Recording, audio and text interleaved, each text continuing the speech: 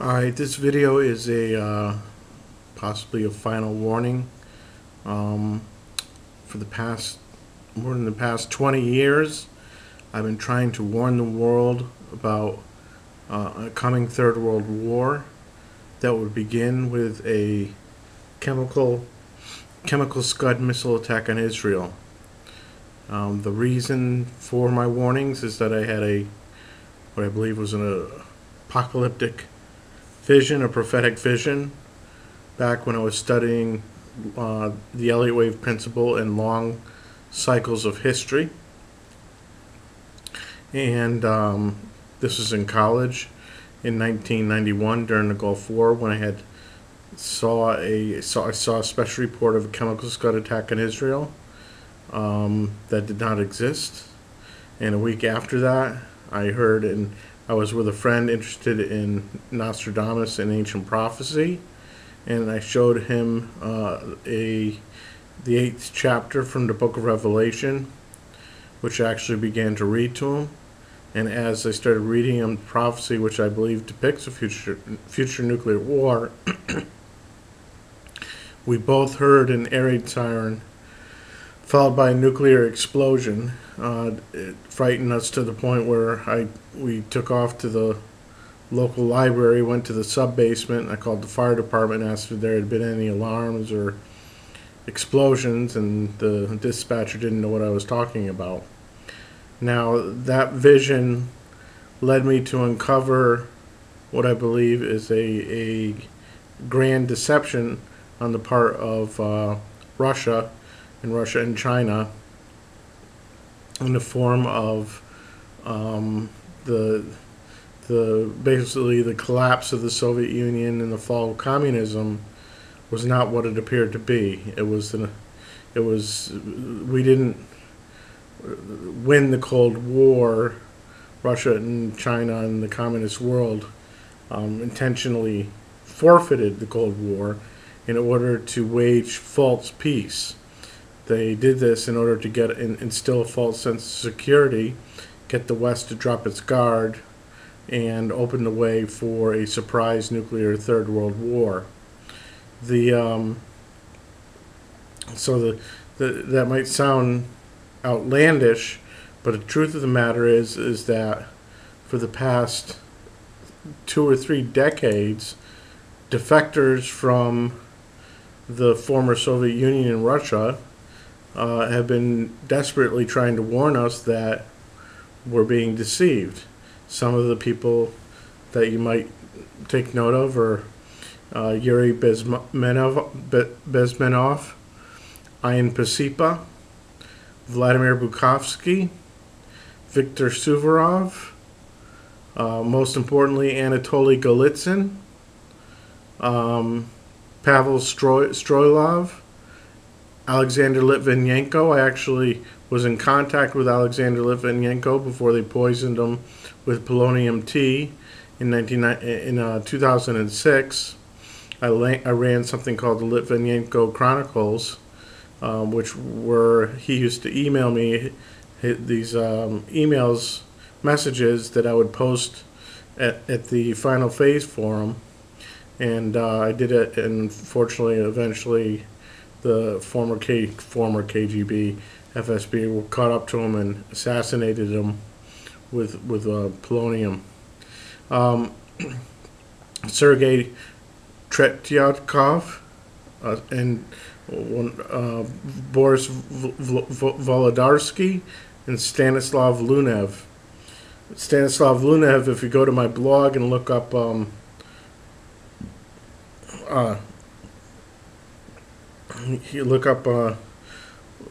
Russia's secret war plan, there's a great little interview which he did with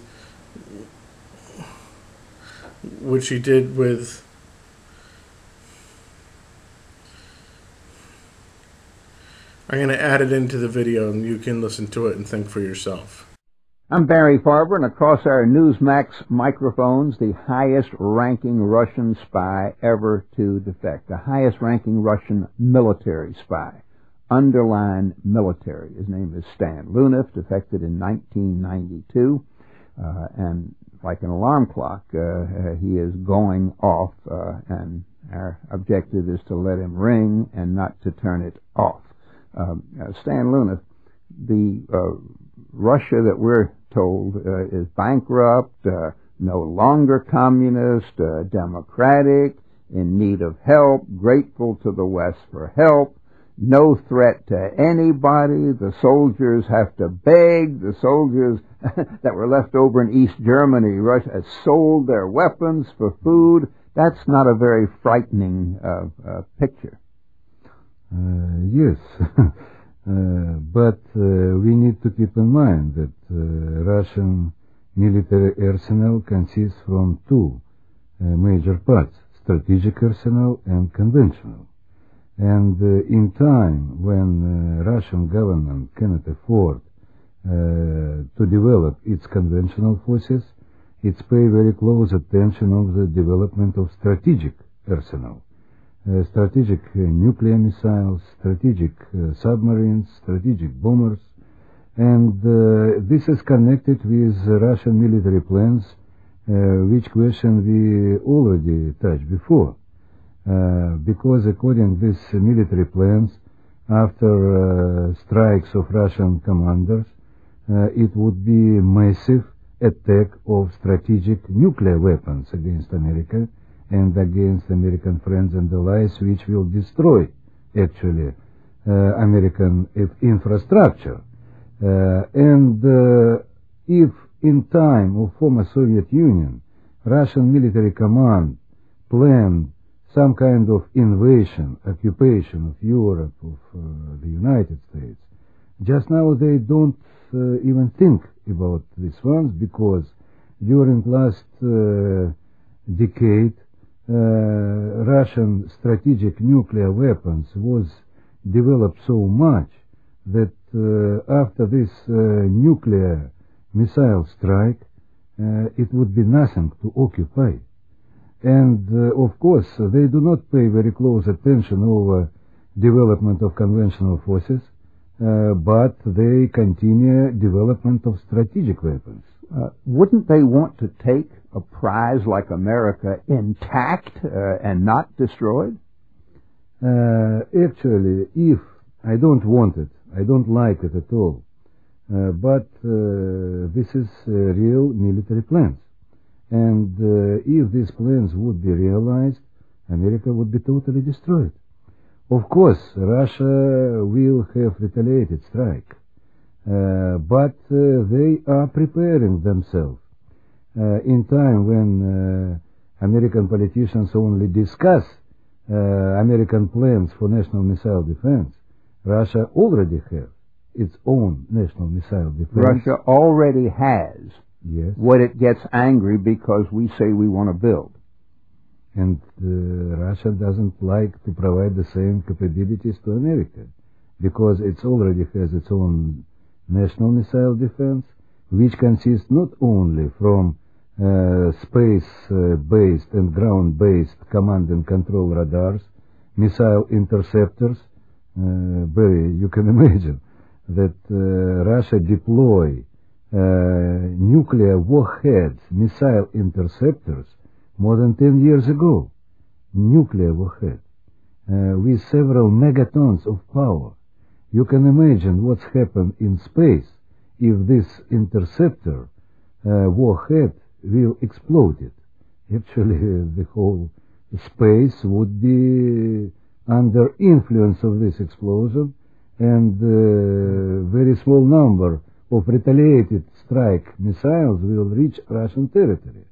And according to your question, if it's only ideas, if it's only dreams, but in time when Russia deployed just now a second generation of nuclear missile interceptors, it's continue very actively so-called passive steps. They still constructing huge bunkers under Moscow, under St. Petersburg, very long distance underground communication system. In Ural Mountains, just now they continue construction of huge underground bunker which could be by the size of Washington D.C. Beltway, especially to save government elite in time of retaliated strike. A bunker under the Ural Mountains as big as Washington, D.C.? Yes, the same size like Washington, D.C. Beltway. Given what Stanislav Lunev was warning us, hopefully people realize that this is not a joke. This is true, that the Soviet Union and Russia and China intentionally feigned their own collapse in order to open the way for a surprise Third World War against America. Now, with regard to my apocalyptic vision, while it began with seeing a chemical SCUD attack in Israel, the second part of it was hearing an air siren and nuclear explosion in connection with the 8th chapter of the book of Revelation. And what I'd like to do now is read to you that chapter and point out how I believe it depicts a future nuclear world war. This is from the 8th chapter of the book of Revelation. When the Lamb opened the 7th seal, there was silence in heaven for about half an hour. Then I saw the 7 angels who stand before God, and 7 trumpets were given to them. And another angel came and stood at the altar with a golden censer, and he was given much incense to mingle with the prayers of all the saints upon the golden altar before the throne. And the smoke of the incense rose with the prayers of the saints from the hand of the angel before God. Then the angel took the censer and filled it with fire from the altar and threw it on the earth. And there were peals of thunder, loud noises, flashes of lightning, and an earthquake. Now the 7 angels who had the 7 trumpets made ready to blow them. The first angel blew his trumpet, and there followed hail and fire mixed with blood, which fell on the earth, and a third of the earth was burnt up, and a third of the trees were burnt up, and all green grass was burnt up. The second angel blew his trumpet, and something like a great mountain burning with fire was thrown into the sea. And a third of the sea became blood, and a third of the living creatures in the sea died, and a third of the ships were destroyed. The third angel blew his trumpet, and a great star fell from heaven, blazing like a torch, and it fell on a third of the rivers and on the fountains of water. The name of the star is Wormwood. A third of the waters became wormwood, and many men died of the water because it was made bitter. The fourth angel blew his trumpet, and a third of the sun was struck, and a third of the moon, and a third of the stars, so that a third of their light was darkened. And a third of the day was kept from shining, and likewise a third of the night.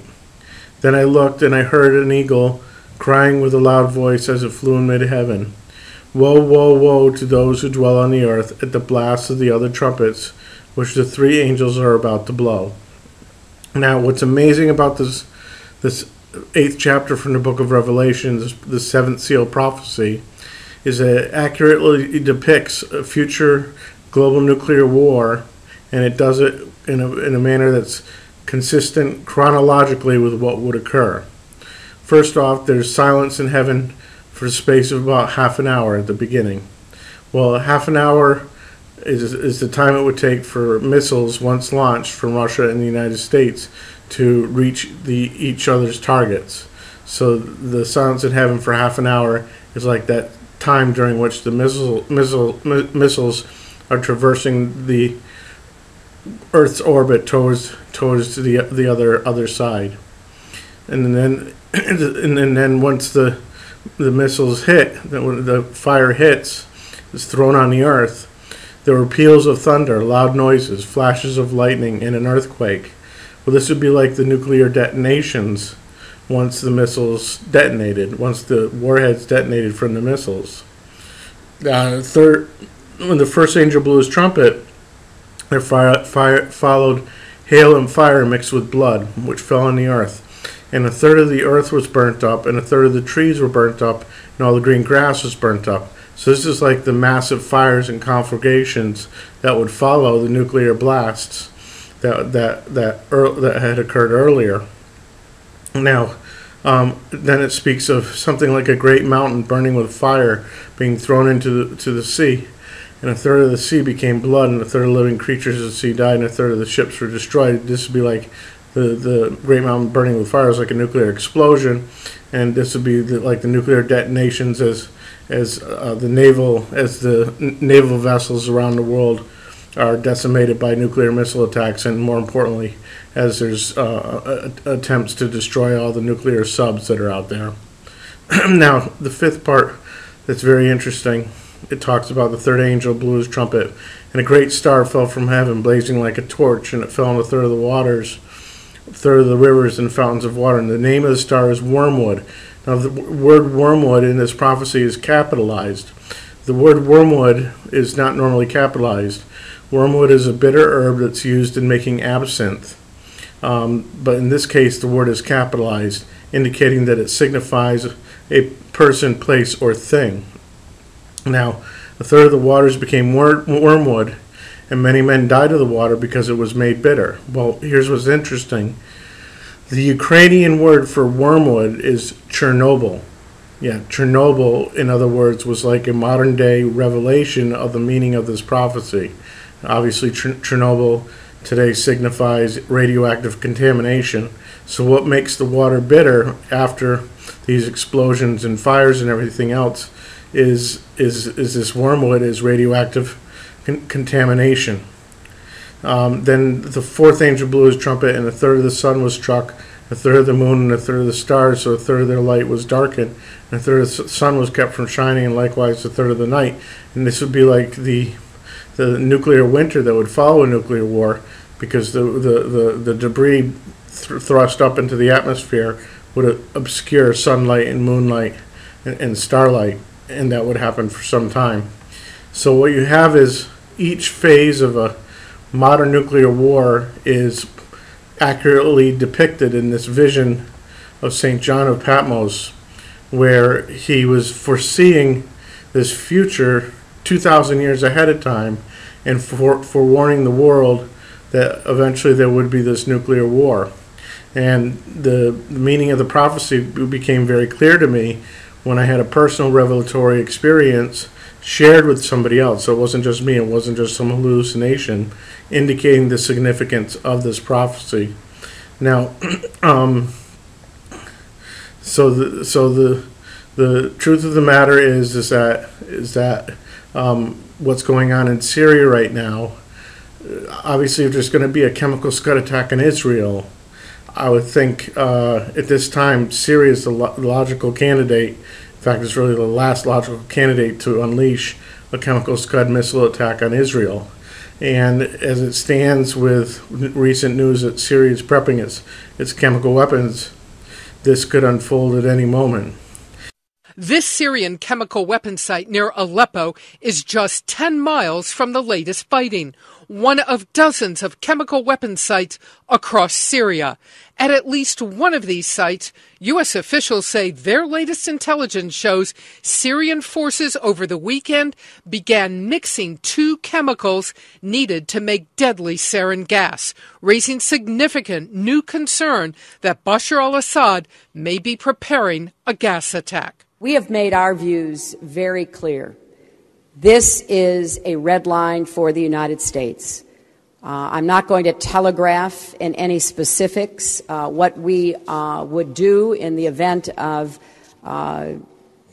credible evidence that the Assad regime has resorted to using chemical weapons against their own people.